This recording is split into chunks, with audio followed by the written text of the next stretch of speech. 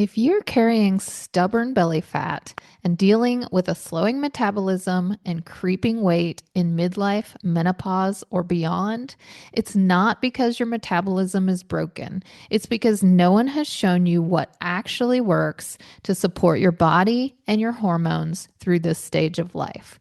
And I have an incredible free gift for you. Inside my Rev Up Your Midlife Metabolism Guide, you'll get all my best tips, tricks, and proven strategies to burn fat, release stubborn weight, and energize your body. I want to help you start feeling light and confident, and it's right at your fingertips. You can grab my free Rev Up Your Midlife Metabolism Guide on my website at sarahhaaswellness.com or through the link in the show notes below. Welcome, beautiful soul. You're listening to the Boss Body Podcast, where we empower busy women in midlife, menopause, and beyond with the tools they need to release weight, physical, mental, and emotional, to create the vibrant, healthy life they deserve. If you're successful in so many areas of your life, but you struggle to give yourself the same love and care you offer everyone else, you've found your community. I'm your host, Sarah Haas, women's weight release and body love coach, and I'm here to help you age radiantly, feel good in your body, and live a joyful, energized life now and for decades to come. Hi, everybody. Welcome. You're listening to the Boss Body Podcast. This is Sarah Haas. I am so happy you're here. And I have an amazing guest for you today. And something I've been wanting to talk about for quite a while is yoga. And Nicky Yazbeck is on today because she is the absolute expert on yoga. She's been a yoga teacher for over 20 years. She's trained in numerous yoga styles and disciplined, and she's even studied extensively in India. And she's also a licensed clinical social worker. So she's going to talk to us not just about the physical benefits of yoga, of which there are many, but also some of the mental and emotional and spiritual aspects as well. Um, Yoga has so many benefits. And one of the things that I love about it is that anyone can do it. No matter your level of ability, it's accessible to everyone. And it's just amazing. I have my own yoga practice as well. I teach yoga a couple days a week, and I also practice a few days a week. So, Nikki, it is wonderful to have you. Thank you so much for being here. Thank you so much for having me. So, I know that you have studied yoga like forever and you've been teaching yoga forever. And I would Yeah. love to hear, how did that get started? What drew you to yoga? And then how did that progress into you going deeper into your studies and learning to teach and all of that? Yeah. Well, I think my first yoga class I ever attended, I believe it was around 1999. And I got into it because my mom was a yoga teacher and she had been teaching and practicing for a long time. And she kept pushing me to try this, try this, try this. I went to a couple of classes and they didn't fit for me. They weren't good fits. And so I kind of shelved it for a little while. And then I went back on my own, not because my mom wanted me to go.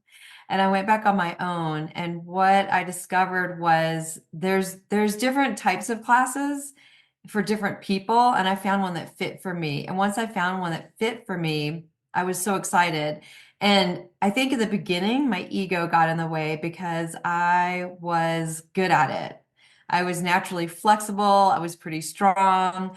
And so I found it pretty easy, but I don't think I was doing it in the correct way at that time. And so it was feeding my ego a little bit, but it was also really fun. It was different.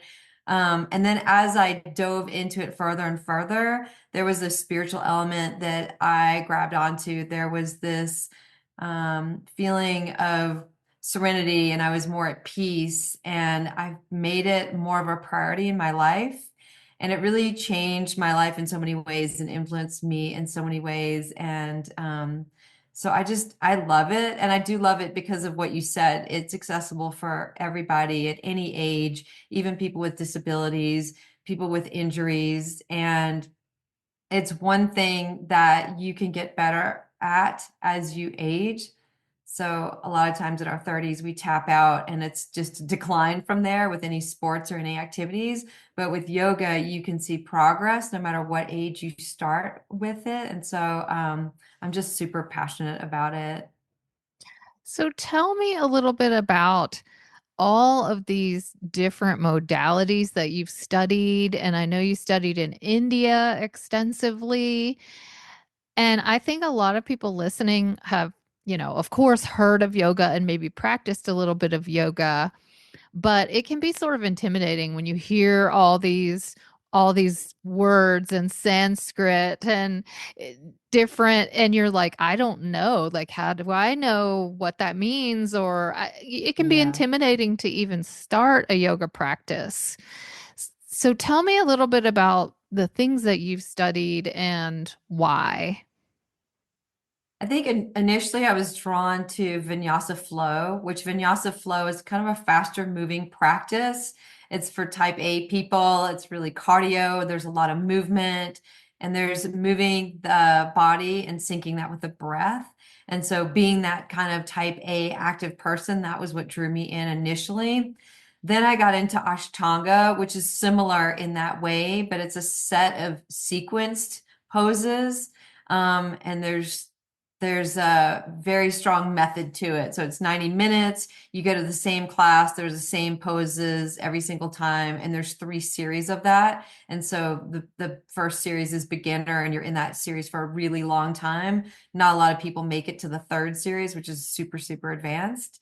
Um, and so those were the ones I studied for a really long time. And then when I went to India, I wanted to dive deeper into all the different aspects of yoga. So I went and studied with an Ashtanga teacher. I went and studied with like a traditional hatha teacher, with which hatha is not so active. It's more like different poses one at a time. I studied with an Iyengar teacher, which Iyengar style is uses tons more props and it's very alignment focused. And so they all have their advantages and their disadvantages. And when I'm guiding people towards yoga, because it's like one word and everyone has this picture of what yoga looks like for them, but then there's 20 different styles and they're all vastly different. And then if you go to a class and that one teacher teaches a style or they advertise a style and you go to 20 teachers, you're going to have a different experience based on the teacher that you go to. And so when I'm guiding people to what to go towards, it's really find a studio that you resonate with and that you vibe with, or a teacher, and then look at what the style is and see if you resonate with that style, and then try a bunch of classes. You're going to just try 10 classes, try 10 different teachers, and then one teacher's really just going to resonate with you and their style and the way they explain things and their pacing and how much hands-on they do. And so it's really just dipping your toe in the water with multiple teachers to figure out what's the best fit for you. But I mean, I've taught chair yoga to dialysis patients where they're not super mobile. And so or senior citizens, like you can do chair yoga. And then, and that's what I love about yoga is that you can work around injuries and things like that. But I always think that people are drawn to the style of yoga that's incorrect for them. And what I say is like me, I'm like type A person. And so I was wanting those type A yoga practices, which was super heavy and super hard and super fast and cardio. But what my body was really needing was more of a yin style class or a restorative class, which is slow and it's more breath work and there's not as much movement and there's not a cardio element. And so I find that people that need to get their body moving more are drawn to those type of classes. And so it's really about going in a little bit into discomfort too and doing something that is not what you're drawn to. So for me, being that type A person, when I would go to a restorative class, I would be looking at my watch and planning my lunch, and I would get bored and I would drift off. And so it takes some time to sit in those kinds of classes, and maybe just dip them in every once in a while. So you do that hard cardio one more often, but then every once in a while you go to that other class so that you can calm your nervous system down and restore yourself in a different way. That's so true what you said because I'm like you. I'm a type A. I love to exercise. I love to push myself and get my heart rate up. And I'm always drawn to the more fast paced classes that really challenge your body. And when I go to more of a restorative yin type class, I'm I hate to say it, but I feel like it's a waste of a workout. You know what I mean? Like I only have Yeah. a certain amount of time and I really want to work hard, but my monkey brain and my Yeah. type A and my stressful personality needs that slowing down, that unwinding. So I'm glad you said that because if you don't exercise a lot and you're not used to getting your heart rate up, of course you're going to feel more comfortable in the slower paced classes. And I am all about take yourself a little outside your comfort zone in whatever it is in Yeah. life, because that's how you expand your boundaries. If you stay in your comfort zone, you're just staying stuck. You're still repeating the same thing, and you don't know what the world could open up for you. But with yoga, I love that you said try a bunch of different classes, see what resonates with you, because I have had people that clients of mine that I have recommended to start yoga practice, which actually I recommend it to pretty much everybody because I'm a huge advocate. Yeah. And they'll say, "Well, I tried it and I just didn't really like it." And I'm like, "Well, you know, there's a whole lot of different styles. There are different all the teachers have a different way of sequencing. Their voice is different, the way they explain the poses is different, and it, it varies so much from class to class, studio to studio, teacher to teacher." And the thing that I love is that you can start yoga no matter where you are. If you are an ultra beginner, completely sedentary, doesn't matter your weight. Like you said, I mean, you even have people who with medical conditions who can do chair yoga. And no matter where you start from, you can build and improve. You can improve your flexibility, your strength, your range of motion, which is huge because my whole thing is aging well, aging vibrantly, and being able to do whatever you want to do for decades to come. Hmm. And yoga is just such an amazing way and it's so approachable if you get out of that mindset of it's scary, I'm not flexible, I can't do it, I'm going to look stupid because everyone else in the class is going to know what they're doing and I won't. Yeah. So can you speak a little bit to the actual benefits of yoga? So if someone's listening and they're thinking, you know, okay, I've heard it's good for me, but why? Can you Yeah. talk a little bit Yeah. about what's happening? And I know that it's multifaceted, but that's Yeah. the cool thing about yoga. Yeah, I mean, you're building muscle, you're building strength, you're building endurance, you can get that cardio workout. You're working with your flexibility, you're working with your balance. I think balance is really interesting because some people, I think it's because we wear shoes all the time. And so a lot of people just don't have balance and coordination, and especially as they get older.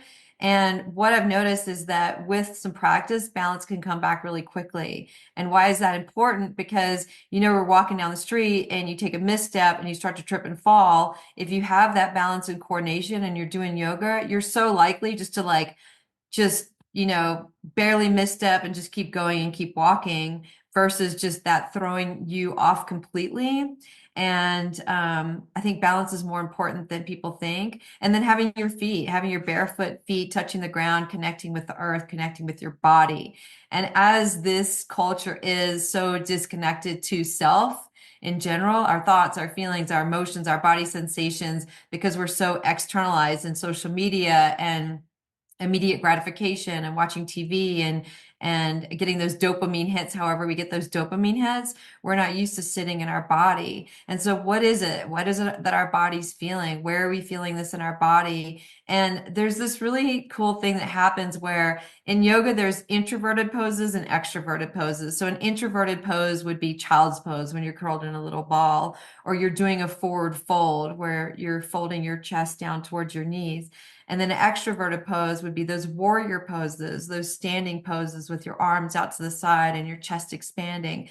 And so, what I've seen in classes too is that there's this confidence that starts to build. So, we can say, all right, go into that warrior pose and ground your feet into the earth and like really engage your muscles. So you're not just standing with your arms out, but imagine you're shooting electricity through your arms. It's your arms are strong. So if somebody was to barely push your arms down, there would be that resistance, right? And then feel your heart expanding. And this is your pose of strength and courage. This is your warrior pose.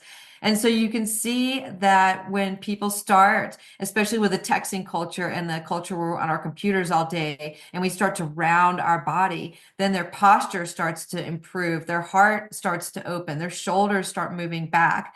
And then they start walking through the world more confidently. So there's all these like psychological benefits, not to mention, right, that it helps with insomnia, it helps calm your nervous system, it helps with your sleep, it helps with all that nervous system regulation.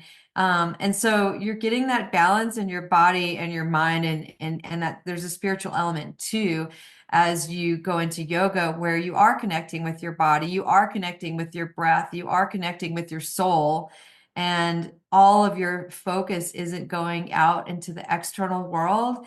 And that's so important now to just take time to sit with ourselves. If it's journaling, if it's breathing, if it's meditating, if it's yoga, and yoga is a moving meditation. We do yoga so that we can sit in meditation for long periods of time.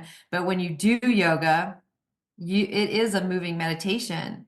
And so there's just like a plethora of benefits, but also when you're in these poses, you can be passively in the poses. So you can passively forward fold, but you can also do it in an active way. And that's kind of one of the ways I teach, where you're getting the benefits of improving your flexibility while building strength at the same time. Same like I said with the warrior pose, you can stand in that pose and you can be passive, or you can really stand in that pose and feel your body and engage all those muscles.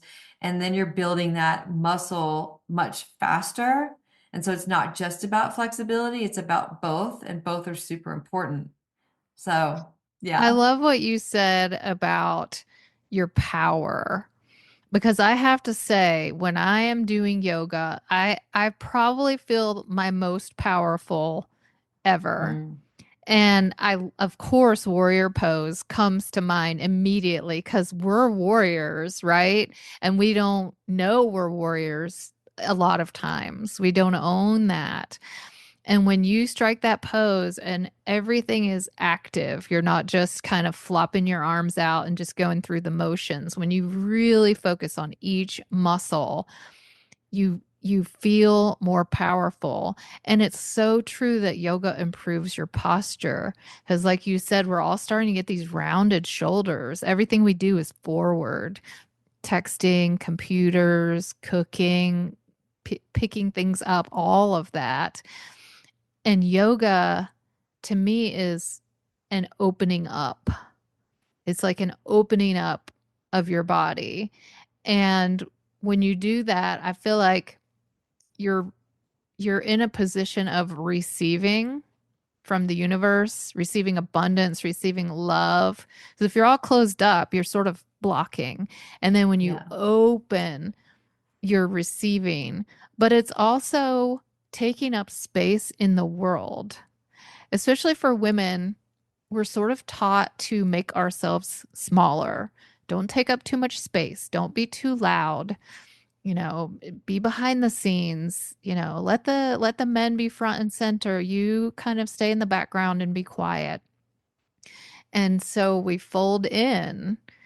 And then when you're in yoga and you have your mat, that is your space. And the yoga teacher says, all right, strike that pose, spread your arms as wide as you can, spark through your fingertips, push your feet on the mat, ground yourself, and act like one of the cues that one of my favorite instructors says is ground your feet and then act like you're trying to pull apart the mat in the middle with your feet by Mhm. pushing open. And that just makes me feel so powerful. And that is such an amazing Mhm. feeling. Yeah. I love that. And also, you're building that connection with your body, which a lot of us are disconnected, very disconnected. We're going through our days, ignoring our body's signals of hunger, thirst, fatigue, all of those things, not giving it what it needs. And so we're tuning it out, we're blocking it out. And then when you're in yoga, you're Mhm. just so hyper focused. You feel every sensation, you feel every muscle that it really starts to build that reconnection with your body. And I think that's just such a beautiful thing. And for me, yoga is very much a meditation because I have that type A Mhm. monkey mind. I'm going 100 miles a minute in my brain all day long. And I do meditate, but that is always a work in progress. It's a Yeah. little, Yeah. I have little snippets of being in the moment, but I'd say 85 to 90% of the time, my brain is still running in the background. I keep having to go, oh, yeah, wait. Oh, yeah, wait. You're in the moment. When I'm in yoga, I am thinking of nothing else. I'm Yeah. hearing the instructor. I'm working on the pose. I'm focusing on my body positioning, using the proper muscle, stretching the right spot, whatever that is. And I am completely in the moment for an hour. And for me, that is huge stress relief. Whether it's a hardcore class or a yin class, like I said, I like the hardcore better because that really just Mhm. focuses my mind, and the yin, it wants to wander. But that's a good practice for me to go to that yin. It's like meditation, working on where you're not as strong. We always Yeah. want to work the muscles we're strongest at. If your Yes. legs are strong, you always want to do leg workouts. If your core is weak, you never want to do core exercises. Yes. Yeah. So, you also mentioned the breath. And I wanted you to talk a little bit more of that because that's really a big part of the connection with your Yeah. body. Can you explain that a little bit? And how does the breath work in with all of the Yeah. other things, the poses? Because you're not just doing the poses, you're also timing everything with your body so everything's in sync. Yeah. Yeah. The breath is the most important part of the practice, in my opinion. It's the thing that I place the most emphasis on. So in the beginning, it's too much to figure out right and left and where your body is in space and time and the breath. So in the beginning, like just go to class, get comfortable, start understanding the names of the poses. That'll start to get more familiar. As that gets more familiar, you don't have to think right arm goes where and left leg goes what. Like, we're really super uncoordinated when we first come into class. And so just get all that under your belt, not worry about any of that. But then once that starts to get comfortable, and this is where like the magic happens, is then we start to tap into our breath. And so every single movement is linked with the breath. So you're thinking for an hour, you are focusing on your body and you're focusing on your breath. And so every inhale movement or every expansive movement is like up is usually an inhale, down is an exhale, or you're opening and an inhale and closing on an exhale. And so every single movement is synced with the breath. And we know that when we tap into our breath, especially when we exhale, then we're calming our nervous systems. And so for an hour, you're just tapping into that breath. And that's the biggest gift. And that's the magic. And that gets us out of our head. Because if you're thinking about where your body's supposed to go and you're thinking about your breath, then your mind doesn't have a lot of space to drift and wander. And so it's really that bringing us back to our connection to self, bringing ourselves back to the connection with the breath, calming down our nervous system, and being present. And another thing that I really like to bring to every class in the beginning of every class is to set an intention for that class, for everybody to set their own personal intention. And so it could be to, I like to work the edge. That's that point right before you're going into pain. You never want to go into pain, but you want to work that edge. It's like um, your point of tension. And so it could be going into class and touching that edge a little bit more, or maybe it's learning that you touch the edge too much and to back off or to listen to your body. One of the ones I like the most is I'm just going to focus on myself during this class and I'm not going to worry what's happening outside of my mat.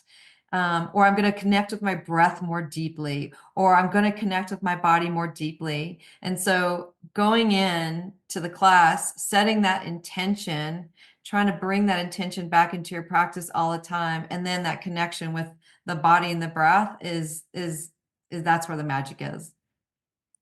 And I think one of the wonderful things about yoga is there can be a whole class of people and everybody is doing their thing. I always tell people, and I know the studio I go to, I always say everything I offer is an invitation. Take what serves you and modify what doesn't. Yeah. Listen to your body because I'm one who likes to push to the limit. Hmm. I want to feel pain. No pain, no gain, right? Yeah. And that's not really a great way to approach yoga. So, and I like to think about where can you find ease and where is there going to be tension? So kind of focusing on the area that you are stretching or working. Yes, that should you should feel that. But you don't want your jaw tight. You don't want your shoulders clenched up. So if your whole body is tensing up, you're doing the opposite of part of what yoga is meant for. And Hmm. so I like what you said about just your edge. So a little bit doesn't have to be, you don't have to do what everybody else is doing. And in yoga class, if you just focus on you, you can get rid of that comparison like, oh my goodness, look how flexible this person is, or look, she can do this inversion. She's standing on her head and I'm barely, doing this or that. It's such a practice where people accept them. You learn to accept yourself for wherever you are. And I think mentally that's pretty huge because in a typical like gym setting, it seems like it's very competitive. And they even have gyms that are like Orange Theory, where you're literally, or CrossFit, where you're literally trying to see who can do the most in the shortest amount of time or get their heart rate up higher or whatever it Yeah. is. But in yoga, it's very individualized. And I think that's really cool. And I think if people are considering starting a yoga practice, but they're thinking, oh, I don't want to because I'm not going to be able to do what everybody else is doing, it's good to know that it's okay. You do what you can do and you go to your edge, and wherever that is great. Yeah. I think yoga is one of those things that you can see the benefits of really quickly. And so some people that have never worked out, then they go into a yoga class. It can be super intimidating going into any new environment or any new activity. So that's just a given. And that's just like a hurdle that we have to get over. Um, and then you're going to see your strength is going to build. You're going to notice that really quickly. You're going to notice that you couldn't touch your toes and you were 3 feet away. And within a month, you'll notice that shift and you'll see those changes. And so it's going in with that mind of kindness and compassion towards self, working really hard not to compare to others and just compare to your own progress and your own ability.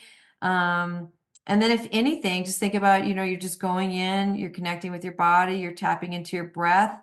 That's progress. That's something that you weren't doing before. And then I think it's important to find a beginner class.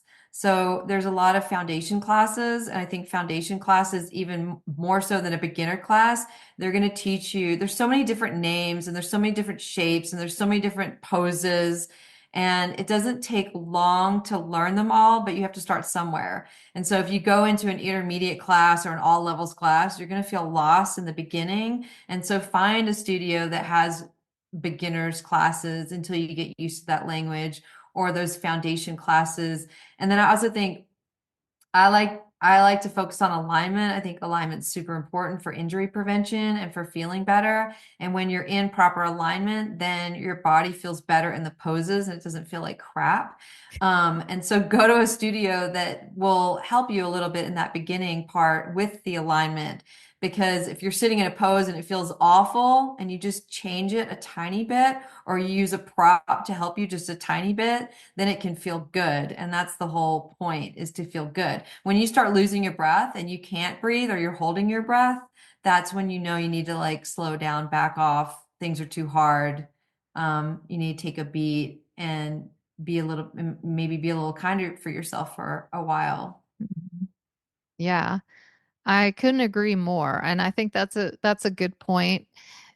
Learn to do, I'm the same way. I'm a personal trainer and I want to make sure people are functionally doing the exercises properly so they don't injure themselves, and so they're working the correct muscles or stretching the Mhm. correct muscle or whatever. And so the foundation is really important, but then also that's a much more appropriate or approachable entry level, because you're going in with other beginners and everybody's just trying to learn, and then you can progress from there. So here's what I'm hearing from our conversation: yoga's strength building, which is muscle building, which in my business is fat burning, metabolism boosting. It increases your cardiovascular capacity and flexibility, balance. It's going to help improve your range of motion and not falling and being able to stay strong and age well. It's also stress relief. It's like a meditation, a mindfulness. It's a way of connecting with your body. It's a way of having more confidence and feeling more powerful. Um, I think, does that cover it? Because that sounds like pretty much the most amazing thing that we could Uh-huh. do for ourselves. Yeah, I'm impressed that you got all that into a sentence, because that's exactly everything we went over. I'm super impressed. Well, it's something that I've thought about for a long time because I've had a yoga practice for a long time. And that's why I wanted to have you on, because I just think it's so beneficial. And so I appreciate your wisdom and your expertise in being here today. And so if people listening want to learn more about you, I know that you do some private yoga online even and things like that. So if people want to find you and get to know you better, where can they do that? Yeah, people can go to my website, www.nickyyoga.com. So it's NICKYYYOGA.com, three Y's. And I work with beginners or people that have injuries all the way to professional athletes. And I can just customize the class that works for you. And one of the interesting things about doing it is online is I can really work with that alignment. I can see it really beautifully online if the camera's set up perfectly. And so we can make sure that if you're going into studio classes, that you feel good, that your alignment's good. And you can also have the comfort of your own home doing it. We can set up a schedule that works for you. So, yeah. Beautiful. Okay. Well, thank you so much for being here. I appreciate it so much. And thank all of you for being here and listening in. It was my honor, and I will see you soon. Thank you so much for being here. I'm honored that you've chosen to spend your time with me and allowed me to be part of your journey. In case you need to hear this, you are enough. You're smart enough. You're successful enough. You're beautiful enough. You're important enough. You are enough right now, just as you are. You were enough yesterday. You'll be enough tomorrow. If this episode resonated with you, I'd love for you to subscribe and share it with the amazing women in your life who could use a little extra love and support. Take care of yourself, and I'll see you next time.